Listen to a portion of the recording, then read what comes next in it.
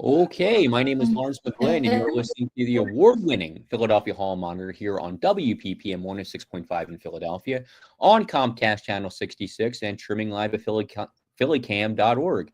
You can find us on Twitter at Hall Monitor WPPM, on our website www.hallmonitor.org, or on Facebook at PHM Tonight on the program, Vanessa Maria Graber will interview Kensington Voice reporter Emily Rizzo about her recent coverage of the Kensington Wellness Court. And Lisa Haver will update us on all the recent happenings at the school district. Denise, how are you tonight? Oh, I think we just lost Denise, but that's all right. What I will do now is bring on Lisa Haver to tell us a little bit about the school district. Lisa, how are you tonight? Good evening, Larry. How are you? Good. So you had a column that ran in the Hall Monitor newsletter yesterday. Right. Let's start with that. Tell us a little bit about what's going on and what your concerns are. Well, what happened on December 11th wasn't supposed to happen. And like many other things that happened with the school board, we kind of found out accidentally at the last minute. The December 4th action meeting was supposed to be the final meeting of the year. And then, thank you to the Inquirer and Kristen Graham, we saw a story that said, oh no, they're going to have a special meeting on December 11th. Why they didn't tell us at the December 4th meeting when they knew this was going to happen, I don't know. Why they didn't put a banner on the website, why they didn't put a notice out on social media, I don't know. And I wish I could say that that was the first time I said any of those things. But what happened was that the board called this special action meeting for one resolution. Usually there's 30 or 50 or 90 resolutions, there's only one. And that resolution specifically, may I just point out that when we have, I think I mentioned this before, we have a member, Deb Girl, who checks the legal notices every single day to find out if there's a special board meeting. And this ran on Monday for a Thursday meeting. And the purpose of that meeting and the resolution said that the board was directing the superintendent, Tony Watlington Sr., and his administration to, I want to say the words correctly, to explore and negotiate an agreement. Let me stop and say this resolution was not about selling anything, but starting the process to explore and negotiate an agreement to convey vacant and surplus properties to the city of Philadelphia. I have to say, during the meeting, I held up a sign that said, what does convey mean? Because we were pretty sure it meant give away, but actually didn't get an answer to that. So Mayor Parker had let it be known that she wanted to acquire vacant district properties as part of her current housing initiative, the HOMES. I'm sure you guys know what that acronym stands for. I almost said acronym like Arlene. What that stands for, but it's the mayor's housing initiative. I think just about everybody's heard about this. Another strange thing about this was, we've been part of, and I've talked about it on here, this over year-long expansive and extensive facilities planning process, which is going to include school closures. It may be co-locations, whatever that is. Maybe two schools occupying one building. There was talk about flex spaces. So we were surprised to read that Inquirer article that said we're going to hold a special meeting, the sole purpose of which is to talk about giving away school district vacant property. Now, the board, neither in the story at the meeting or in the resolution itself, did not identify the buildings in question, didn't say how many were under consideration. The one resolution didn't give any kind of estimate of the value of the buildings or the surrounding areas. But the crucial question is, because the board, in particular board president Reginald Streeter, always reminds us at every meeting that everything they do is for the children.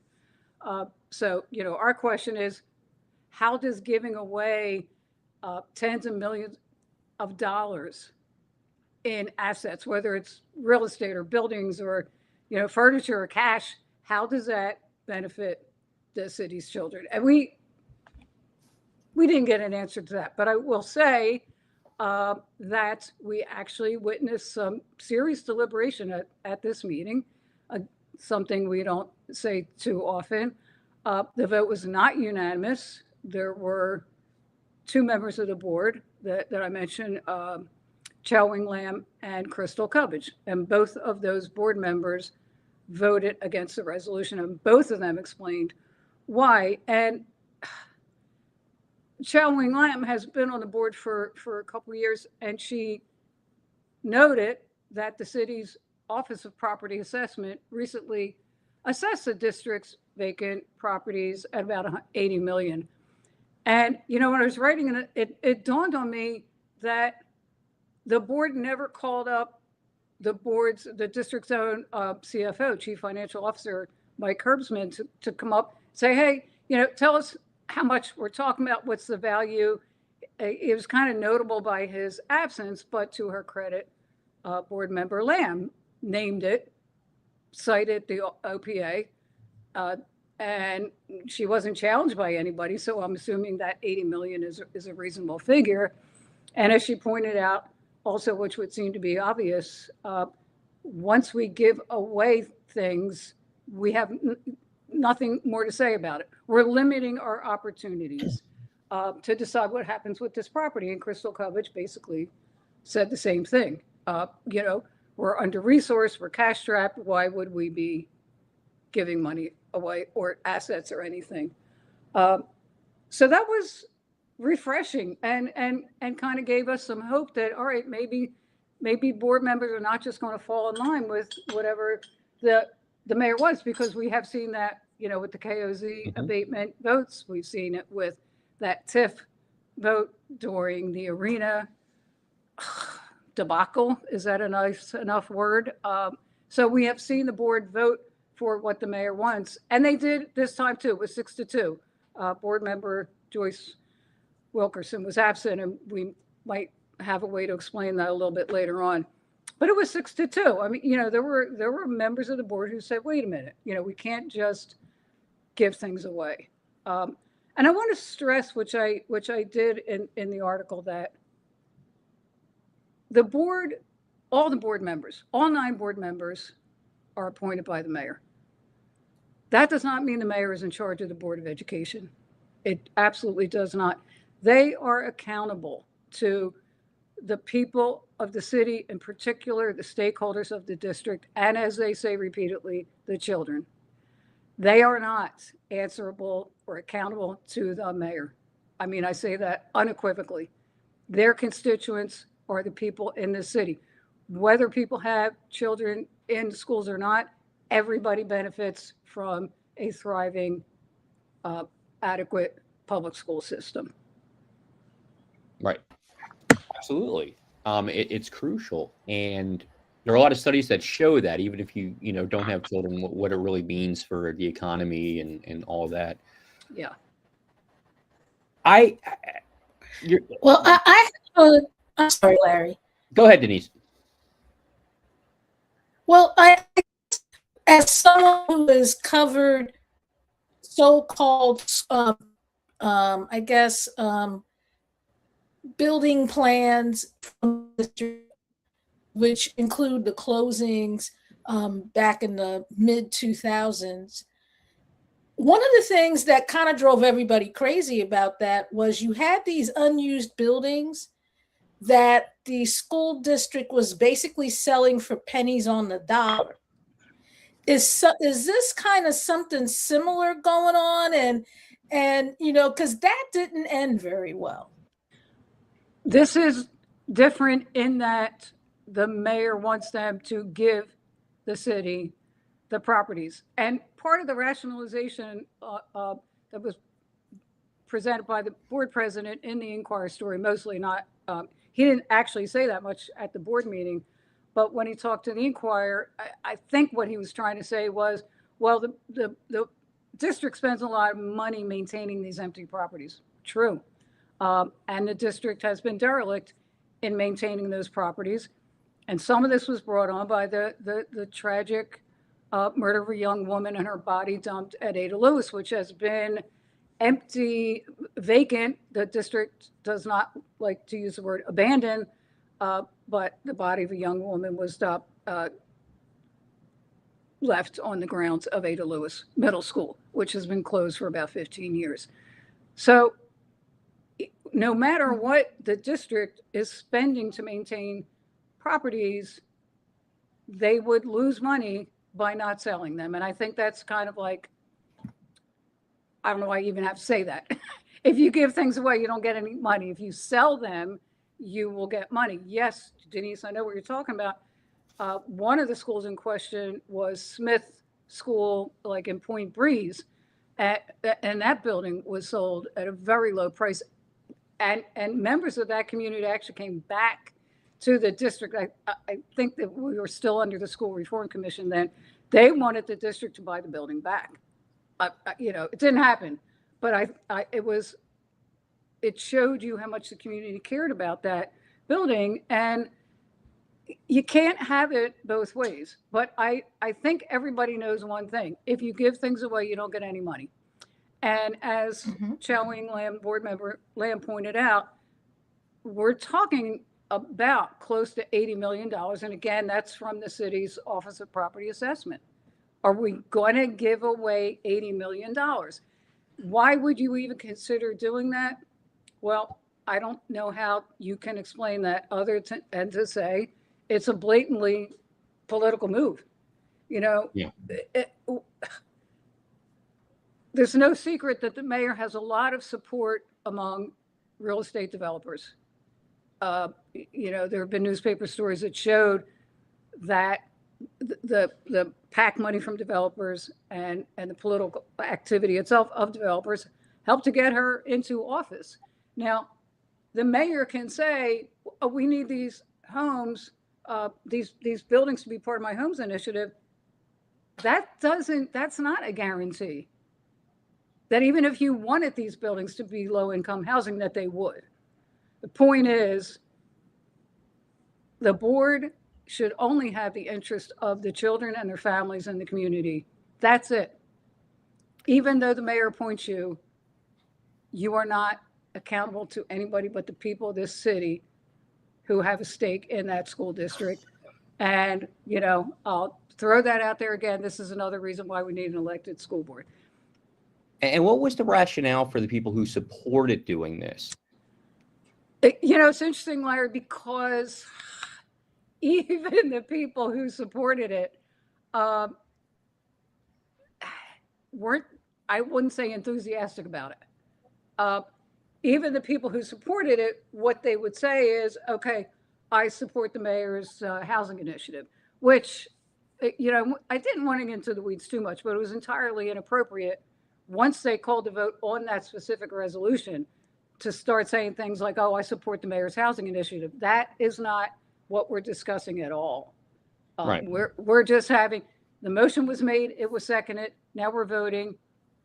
We're not making campaign speeches, for the mayor, but like Wanda Navalis, one of the board members, Joan Stern, would say things like, well, I think we support the mayor's housing initiative, but it wasn't a full-throated support. Even they had to admit at some level that we had to really think about whether it was a good idea to give stuff away. But then they voted to do it. See, what? No. Okay, so I'm going to stress again. What they voted for was to authorize the superintendent and his administration to explore and negotiate an agreement to convey. So really, they could come back and say, okay, we negotiated an agreement. Here's the names of the buildings. And the very next vote could be a vote to say goodbye to those. I think it's it's not a kind of move that engenders trust in the community because, as I said, it was just a hurriedly called meeting, one resolution thrown on there, no notice anywhere. And then when you realize, and you don't have to have your ear to the ground on politics every single day, like there's only one reason why this meeting was called and this resolution is here. It's because it's what the mayor wants. Nobody, it wasn't like a parent came and testified and said, I think we ought to think about getting rid of these buildings. It didn't even come from the board itself. There wasn't like at a previous action meeting, some board member said, these extra, vacant properties are a burden. We should think about giving away. It was completely done. No other reason than that is what the mayor wanted them to do. And I think when you do stuff like that, you're saying to people, we're playing a political game here where we say we're for the children. But when we do stuff like this and we approve the KOZ abatements, which takes money away from the district, when we vote on the TIF for the arena developers, which again, abatements, same thing, it's really hard to then turn around and say we're for the children and the families. So this will come up at a subsequent meeting? Well, at some point, I guess, unless there's backlash, I say from city council, of course, they're not going to be around, till after the new year. It's really hard to know with these things, what's being negotiated. And there's another wrinkle here. The vote was 6-2. There were 9 board members. The vote was 6-2. As I said, board members Crystal Covage and Chow Wing Lam voted no. There was one absence, and that was Joyce Wilkerson. And Wilkerson I don't ever remember her being absent, put it that way. And I don't think it was coincidence. There was an action in court earlier this week. 2 charter schools, People for People, which is on North Broad Street around Fairmount, and KIPP North Philadelphia, are both suing the district and the board because the board has initiated non-renewal proceedings. Now, what happens is every 5 years, the board looks at data and evaluation that is gathered by their charter school office, and there's academic, organization, financial, and believe me, you have to be pretty bad for that board to initiate non-renewal. There was, when the vote came on People for People, which had been failing year after year after year, it wasn't just Joyce Wilkerson. Other board members commented on why they felt they had to do this. People for People, joined by KIPP North Philadelphia, went to court and said that Joyce Wilkerson is not a legitimate member of the board. And the reason for that is, if you recall, earlier this year, the mayor nominates all 9 members of the board. They had to be confirmed by council. Well, council had been lobbied very heavily by the charter sector and their lobbyists. And when they came into that confirmation meeting, there was already a move underfoot to not confirm Joyce Wilkerson. The other 8 were fine. And their reasoning was, she doesn't like charter schools. Okay, I've seen her vote to approve new charter schools, and I've seen her vote to not approve failing charter schools. So, all right, that was their line. And they would not vote to confirm Wilkerson. At the last minute, after that hearing, when we went out to the hall, Wilkerson pulled out a letter from the mayor saying the mayor wants me to stay on the board. Case closed. And so she did. And now, you can't make stuff up. All of this is from the city's home rule charter. And just not to cut you off, yeah. But the city, the mayor's office has said they have an opinion, a court opinion that supports what they did, but they have never disclosed that opinion. Well, no time like the present, because they're being sued now. Okay, I'll try to stay tuned to that. But on the one hand, you can go to court and say the only reason they're doing this to us is because they don't like us. On the other hand, there's a lot of data over 10 or 15 years that shows that you have not been educating children in the way that you want to. But our point here is that they're saying the vote for the non-renewals of those charter schools is not a legitimate vote because she's not a legitimate member. And that is not a crazy thing for them to say, because I really would love to see what the mayor's lawyers have to say about that, because you can't make stuff up and go, well, she's a de facto member. And as I recall, what the mayor's office said was, this is interim or temporary. We're going to take care of this. The mayor never made a move to replace Wilkerson, and council never challenged it. No. So we've kind of been waiting. I mean, APS members were at the meetings all the time. We've kind of been waiting for this to happen. You can say, no, it doesn't matter, because that vote was not 8-1 or even 7-2. The vote was 5-4. The charter lawyers are saying this, that Wilkerson, by her very presence, I'm trying to remember, corrupted, I think corrupted was their word, corrupted the process, because Wilkerson had too much influence on the other board members. And apparently the judge took that seriously, because he granted the move for the case to go forward. Yeah. So, well, that really shouldn't be a surprise to anyone, because let's face it, in Pennsylvania, it is easier for a camel to go through the eye of a needle than it is for you to get rid of a bad charter school. That's the way the law was written. And because of that, that's the way the law has been, has been done. It is the law, Denise. You're absolutely right. We have a very bad charter law that really does protect substandard charters. But this board is one district in the state. Other parts of the state, now granted, rural areas don't have a lot of charter schools, but look at Pittsburgh or other cities. This board and the SRC before it really just let a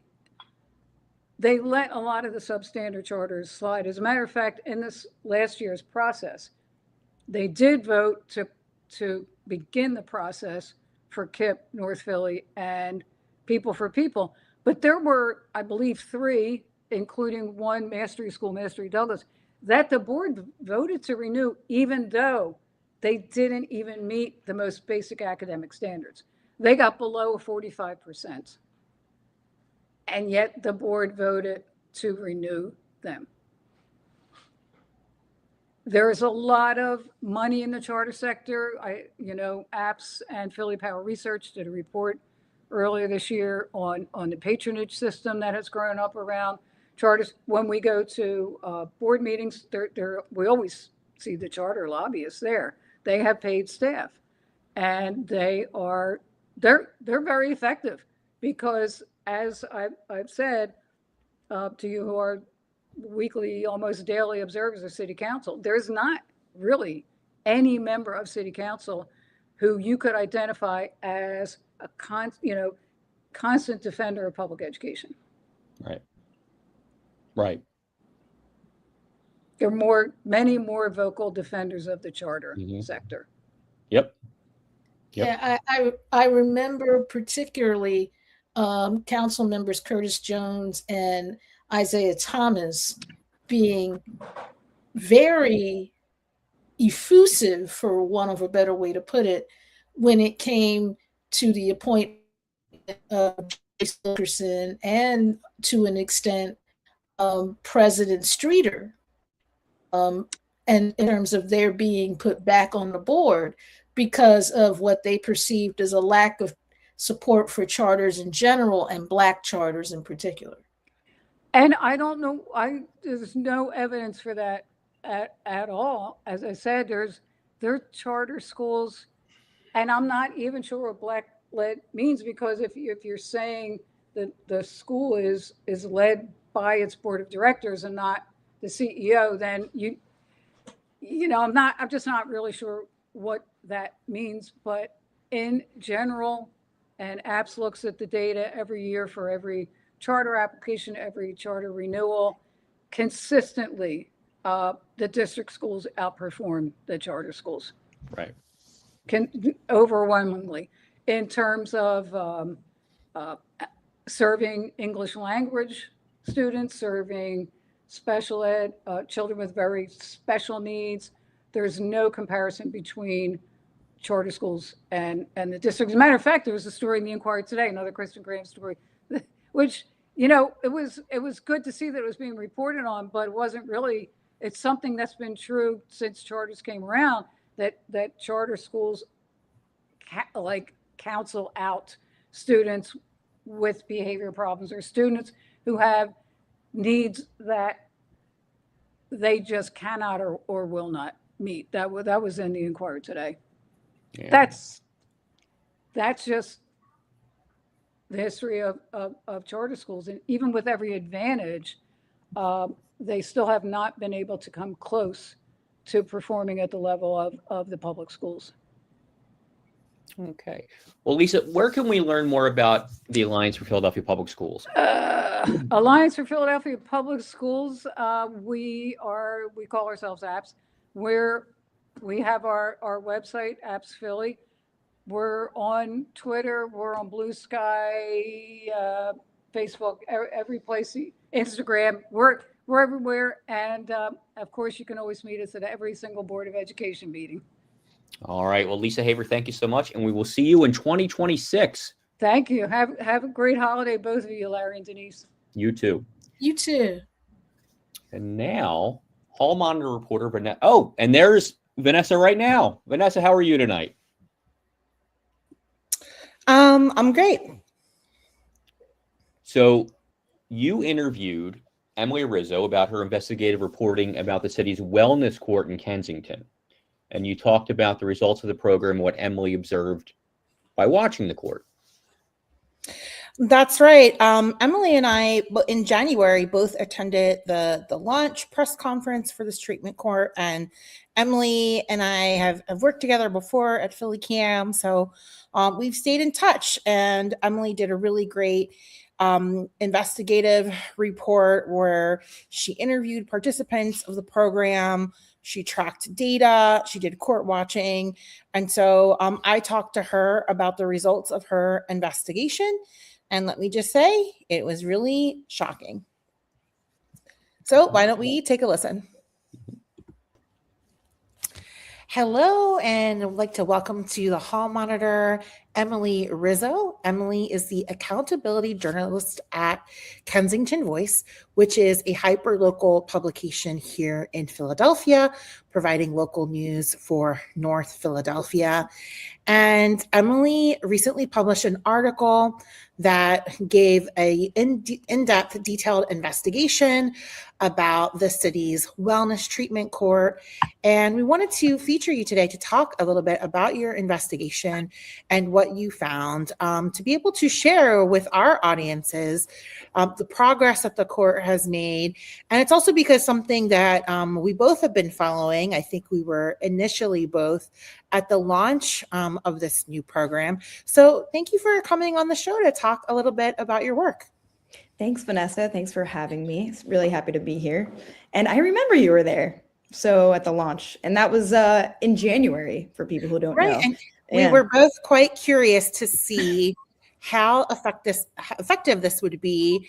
And admittedly, I did track it for a while, and there weren't that many people who were accepting treatment. So I was really glad to see that you actually track the data over a longer course of time. So I'm going to share on the screen the the article so folks can see it.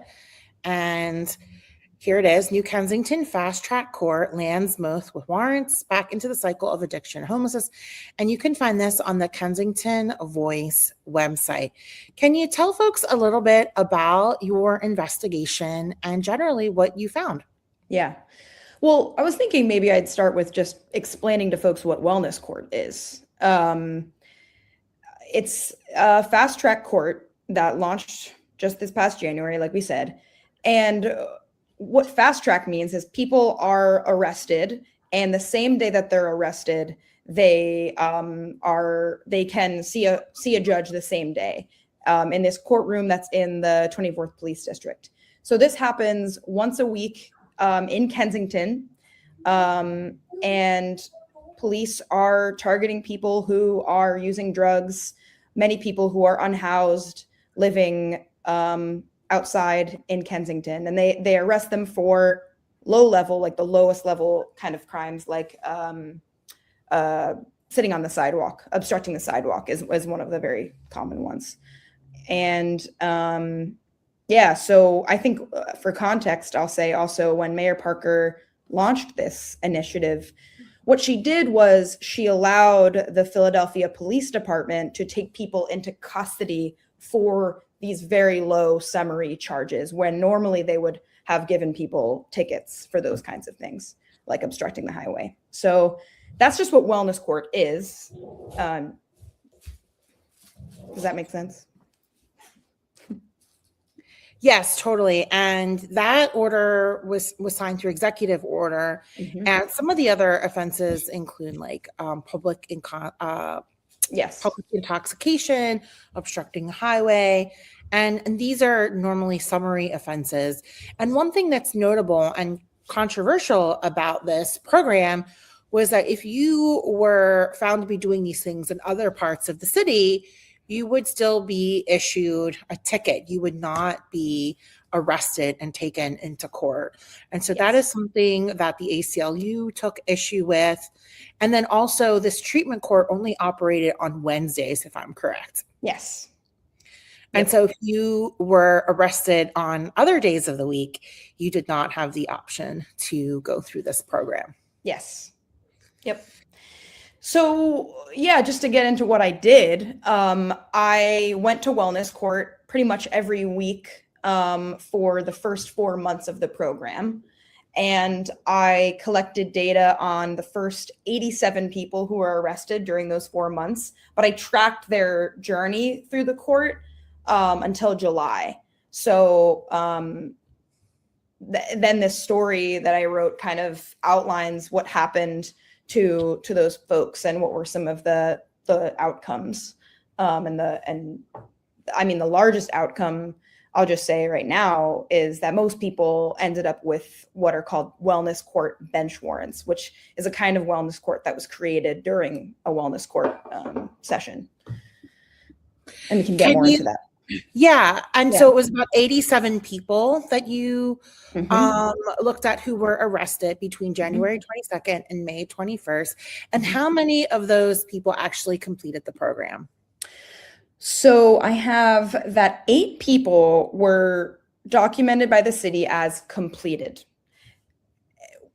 And I break those down, right? So there are 8 people, while 8 people may have completed the program, some of them weren't actually connected to drug services, or they didn't even have issues with addiction. They just needed housing, and then weren't connected to housing by the city. So they just said they had found on their own.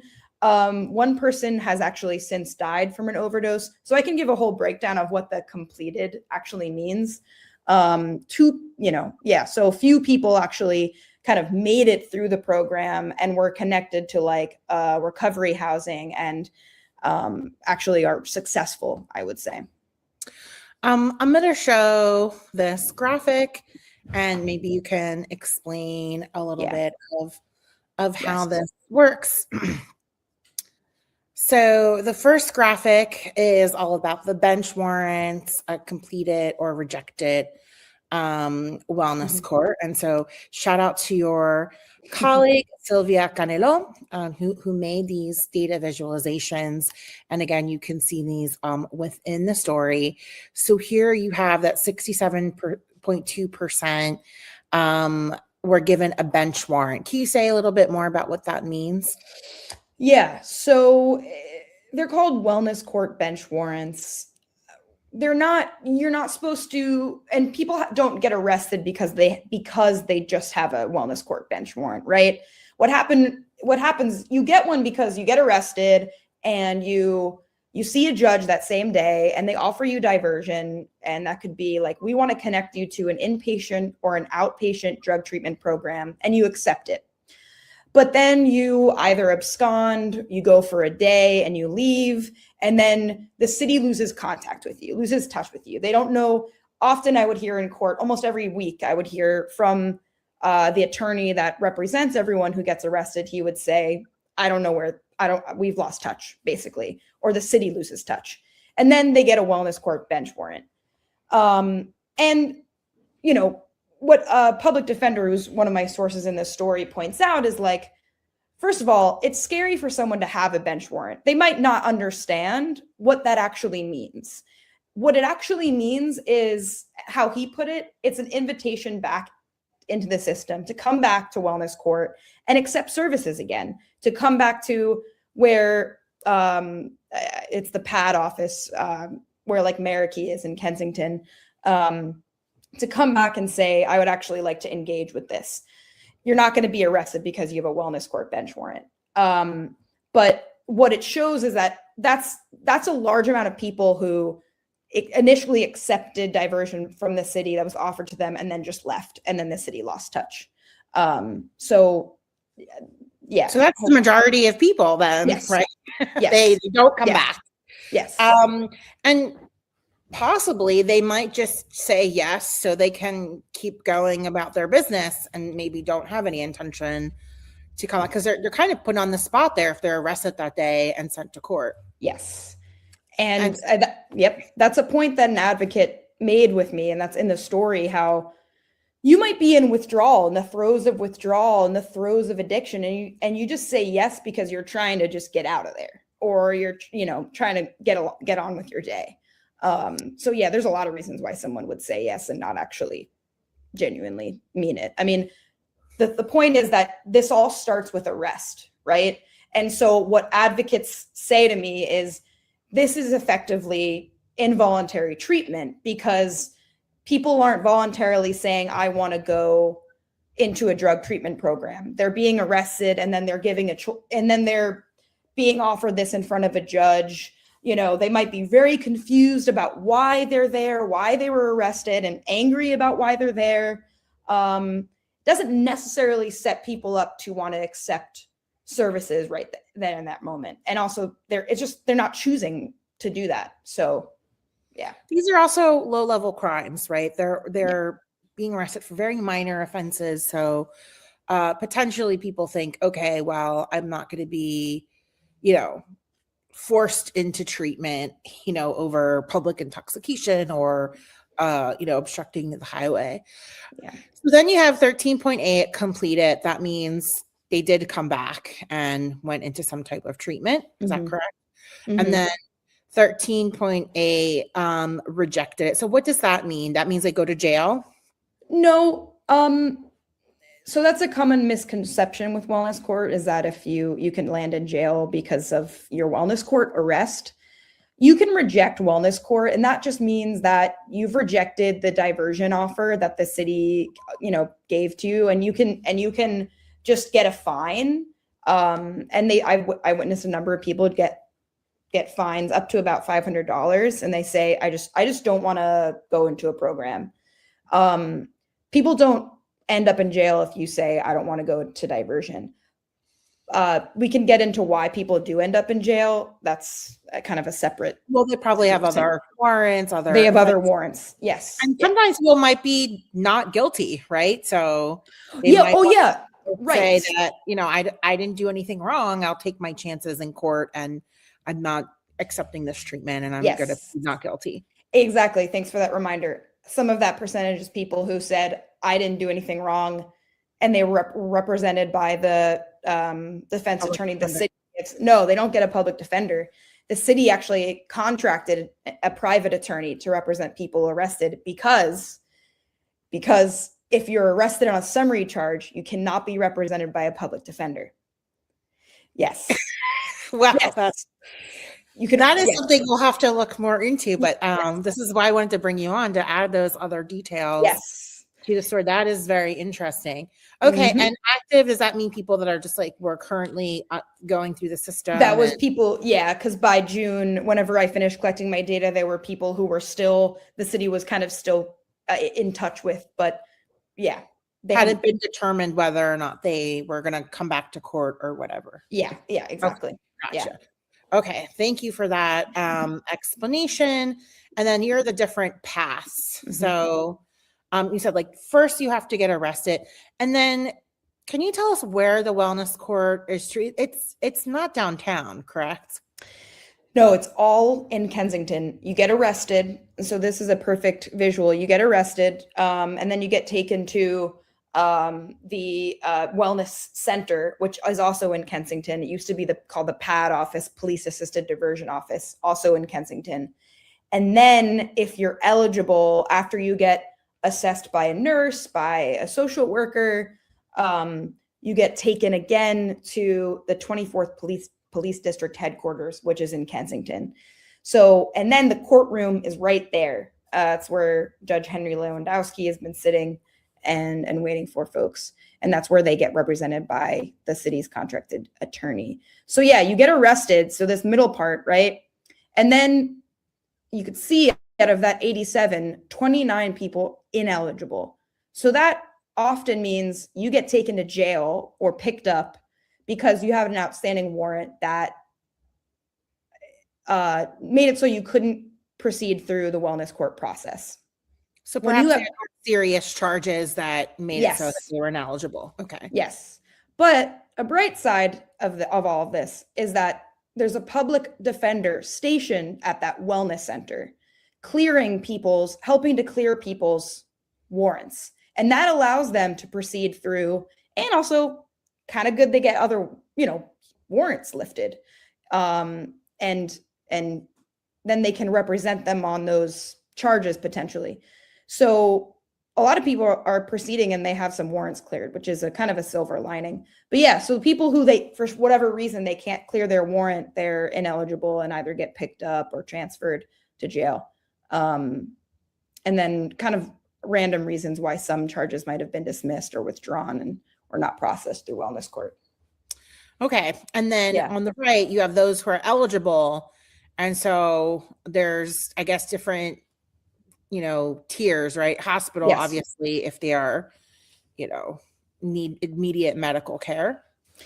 Yeah. So you're assessed again at that wellness center. And if the nurse says this person they're so unwell, they can't proceed, they get taken to the hospital. And some people have ended up one person actually ended up completing wellness court after that. And we can talk about that later. Yeah. And so, and then most of those people, 30 of those people ended up, with a bench warrant out of all those people who were eligible. So, yeah. Interesting too, that of the 12 people that were in the hospital, 9 did not return. I mean, that seems a little high. And also it's probably a predictor, right? That if you have a need for immediate medical care, that you are much more unlikely to come back to court, right? Yeah.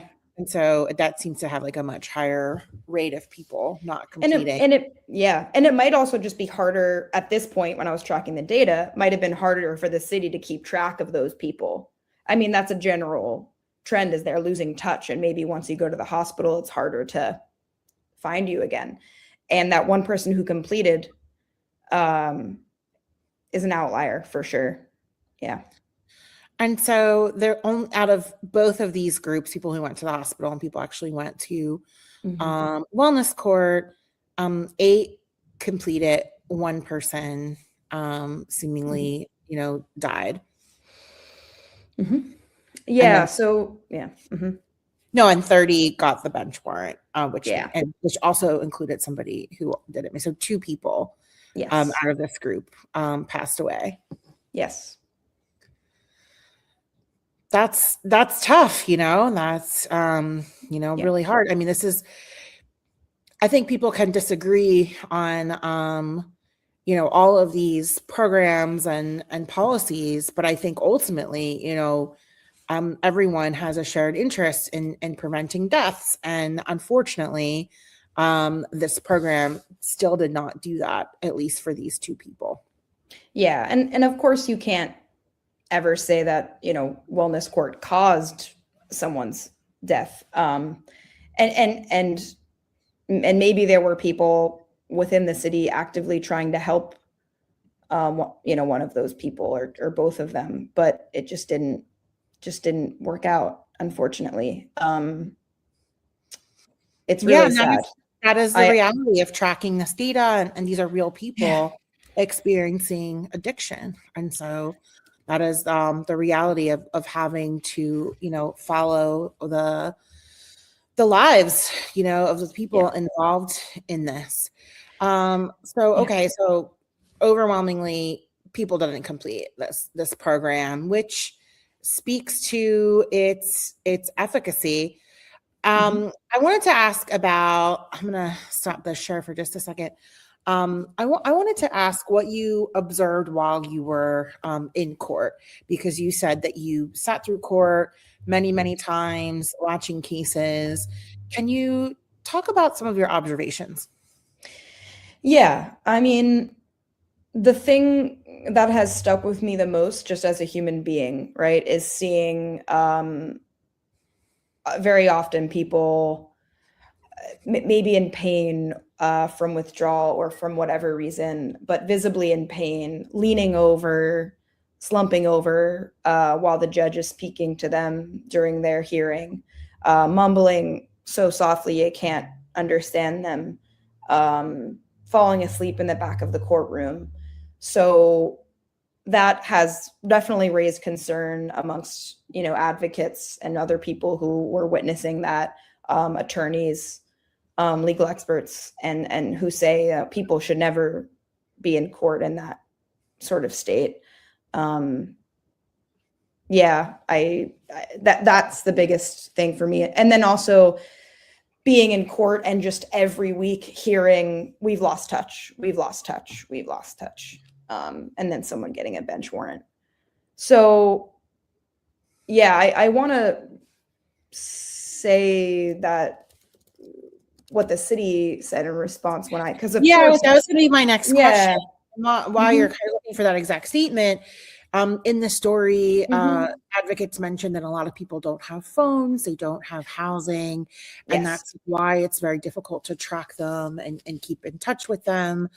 And that remains to be a challenge, not just for wellness court, but for outreach workers, who are looking to work with people. And so you collected all this data. You came to the conclusion that overwhelmingly people are not completing the program. What was the city's response? I imagine this went through the public safety office. Adam Greer, who was at that launch in January, was very hopeful about this program. What was their response to your findings and your questions? Yeah. And first of all, I want to say thanks for adding that context just about how hard it is to keep in touch with people, because that's true for people who are on the ground all the time. It's really difficult to keep in touch. People lose phones, they don't have phones, they're unhoused. It's a really unpredictable life. So yes. So how has the city responded to generally my questions? Well, first of all, in response to kind of legal concerns around people being high or in withdrawal in court, a spokesperson from the Office of Public Safety said they believe the program operates lawfully and following the highest standard of legal ethics. That's what I have. That's what I got. Also, something that Adam Greer said to me, the director of public safety, early on, is that this was going to be a work in progress. This is new. They are working on it. They just hired a new director. They are hiring more caseworkers and social workers. So that's significant. Again, this is new. This is the first 6 months of the program. So we'll see what those changes actually, what difference those changes kind of make. And I do plan on following up and seeing how this develops. Yeah, I think from our end, as Home Monitor continues to cover city council and especially all of their spending and budgeting, is what is city council's response to these findings, and will that impact the amount of money that they will allocate next year? Before we wrap, I wanted to ask you one last question about the people who did complete the program. What do you think was the motivating factors in their success? Yeah. So to break that down just really quickly, 8 people completed. 1 person has since died of an overdose. 3 people completed an inpatient treatment and landed in recovery housing. And one person was already in methadone treatment when he was arrested, so he was marked as completed. 2 people were unstably housed, were offered housing services only, and reported to find housing on their own, right? Okay, so, and one person attended an inpatient program too, as well. So actually 4 people. So the people who I highlighted in my story, let's talk about them. One of the main successes, he went through this after, he was the one after multiple engagements with Wellness Court. He was arrested a number of times. Eventually, he landed in the hospital for a separate, not related to Wellness Court, but he was in the hospital. He went to Penn. He actually took a bus from one hospital so he could get to Penn, so he could get the treatment that he desired. And then this caseworker, who happens to also work for Wellness Court, got an alert because he was on her caseload, and she got an alert through Penn's Warm Line, which is like a notification system when someone's on your caseload. That was not, she did not get an alert because he went through Wellness Court. So let me be clear, but she does work for Wellness Court. She went above and beyond, her name's Diamond Stahl, to connect him to services. She found a recovery house for him that she herself stayed at. She's someone in recovery. And she was really dedicated to helping this guy. And he has been a success. He, stayed in this recovery house, got sober, working, last time I checked in, working back as a contractor. So I mean, from talking to other people kind of involved in the background or other service providers who work in the area, she went above and beyond, and that's kind of a unique level of assistance I think that this person got. But also it shows that what works is maybe when you have someone following you every step of the journey, or with you for every step of the process. She came to the hospital, brought him clothes, connected with his mom, did all these things. And I don't know, I just think it's like relationship building too. They had some trust. He trusted her, and he trusted that she really wanted to help him. And yeah, so I could go on. Yeah. Yeah. In the story, he says that she promised him he wouldn't go to jail. And he was really afraid of that. And she said, "Don't worry, we're gonna work it out." Yes. And he trusted her. So I think that trust and relationship building is really important. And like you said, the multiple interactions, right? Like over a period of time. Yes. So that seems to also be, at least for that person, one of the things that made a difference. It's really important to point out that he thought he was going to go to jail if he went back to Wellness Court, because he had a Wellness Court bench warrant, and she convinced him, "You're not going to go." So yeah, trust. If you just show up, they want to celebrate you and support you, but he wouldn't have if she. So there's all these things that happened totally and completely outside of Wellness Court. He was already doing well, and then she convinced him to show up so he could update the court on his progress, which I think is also interesting. Another person, before we go, that I'll add, who went to the hospital and then ended up being one of the successful completions. She made it to Riverview Wellness and did all of this to kind of be a success story, but it all happened outside of the Wellness Court process. And then she showed up to Wellness Court and didn't know what Wellness Court was. And I witnessed her lawyer turn to her and quickly explain what Wellness Court was in the middle of her hearing, in the same hearing where they marked her as a success. Well, Emily, thank you so much for doing this important investigation and accountability journalism. The city spent $5.5 million on this effort. So it's important as journalists that we track these initiatives and see how effective they are. And for folks that want to read the story, you can find it at kensingtonvoice.com, where you can also follow Emily Rizzo's work. Emily, please keep us up to date with the next phase of your investigation. And thank you so much for joining us. Thanks for having me. All right. Again, you can check Emily out at kensingtonvoice.com. All right. Thank you so much. All right, we'd like to thank Emily Rizzo from Kensington Voice for joining us this evening, and Vanessa Maria Graber for conducting that interview. This is some of the stuff we've been hearing about what's going on with the wellness court. Now, when you consider the fact that over the last 2 budget cycles, the Parker administration has come to council and asked for a grand total of $900 million in loans that subsequent mayors are going to be asked to pay back on various programs, including the wellness court. You know, it's the last story that Emily told was the one that kind of made me scratch my head, because how is someone going to be a success story if they don't even know what the court is? Right. I'm like, how does that happen? But it goes back to what you say you're going to do and what you actually did. And there's not, I applaud the effort, but there really needs to be better organization on this.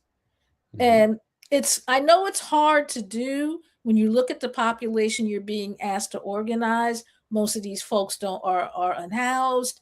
Most of these folks are dealing with addiction and trying to, and they focus more on what their next, where they're going to get their next hit than anything else.